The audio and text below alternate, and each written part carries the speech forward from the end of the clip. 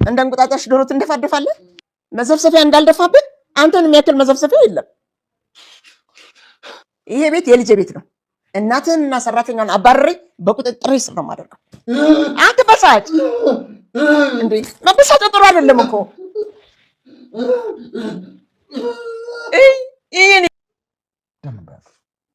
ያቁስ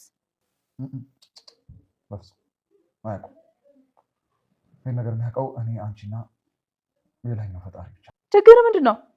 አንተን ሳልቀብር እኔ እንደሆንኩኝ ፍንክች አልልም፣ አልሞትም። እንደውም ለዘላለም ህያውኝ የምቀር ነው ይመስለኝ። አንተን አይመስልም? እኔን ይመስለኛል። ይቅርታ መሄድ አለብኝ። ባልሽ አለ ሶፋ ላይ ተኝቶ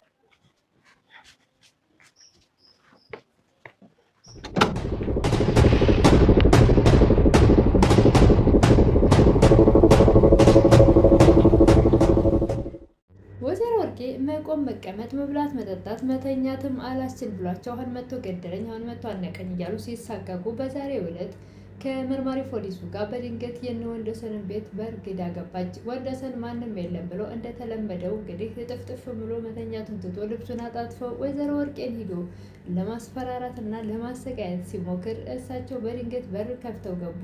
የወንደሰን ድንጋጤ እናቱን ሲያሰቃዩት የነበሩትን ሰዎች እበቀላቸዋለሁ፣ የምበቀላቸውም ቶሎ ብሎ ያልካል ጉዳት ሳላደርስ እንደዚሁ እያሳቀቅኩኝ ስቃያቸውን በህልም በውንም የሚመጣ አድርጌ አበዛባቸዋለሁ ብሎ ያሰበው ሰውዬ፣ ነገር ግን እዚህ ጋር እንግዲህ እሷ በቁማም በሆኗም የቃዠች መቀመጥ መብላት መጠጣትም ስላቃታት ከመርማሪ ፖሊሱ ጋር ወደ ቤታቸው ተከስታ በድንገት በእርግዳ ገብታለች። እንደዛ ባይሆን ጥሩ ነበር። የወንደሰን እቅድ እንግዲህ አከሸፉት ማለት ነው ወይዘሮ ወርቄ። ወንደሰንም አለም ተው ግን ቢያውቁብህስ ይሄ ነገር በዚህ መቀጠል የለበትም ስትል ማንም ሊያውቅ አይችልም፣ እኔና አንቺ ፈጣሪ ብቻ ነን የምናውቀው ብሏት ነበር። ነገር ግን አልተቻለም።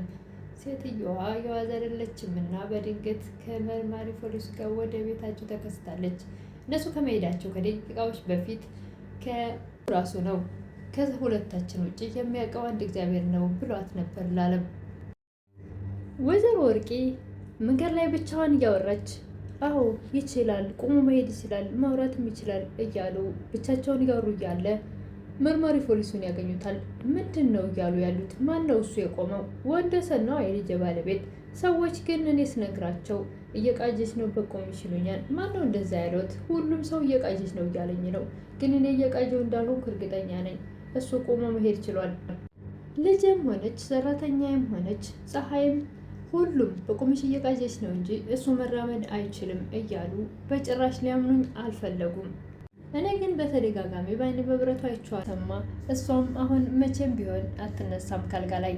እንግዲህ አሁን መሆን ያለበት በምልክት ቋንቋ እንድታወራ መማር አለብህ እያለች በእጆች እየጠቆመች እያበሸቀችው ነበር። ወይዘሮ ወርቄም አንተም በቃ እንደዚህ ነው የምታስበው ማለት ነው? እኔ ለአንተ መጥፎ ሰው ነኝ እንዴ? እኔ ህይወትህን አልቀየርኩልም እንዴ?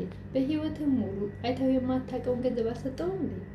ገበሬ ሞፈሩ እንደሚያቃና ሁሉ እኔም እኮ አንተን ህይወት አቃንቼልሃለሁ። አዲስ እንኳን ልብስ የገዛው በእኔ ብር ነው። ህይወትህን ቀየርኩልህ። ከዛ ዛሬ ልብስ መቀየር ችሏል። እድሜ ለኔ። ዮዲትም ስታየው ደንግጣ ስለነበረ ይቅርታኔ መሄድ አለብኝ ብላ ከነሱ ስትለይ ባልሻለ እንዴ ትላለች እናት። ሶፋ ላይ ተኝቶ ተዘርሮልሻል።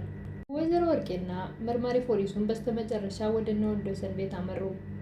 እንግዲህ ወንደሰን ባልጠበቀው መንገድ ዮዲት ወጣችልኝ ብሎ የተኛበትን ተነስቶ ሲያጣጥፍ ወይዘሮ ወርቄና መርማሪው በድንገት በር ከፍተው በርግደው ወደዛ ቤት ገቡ።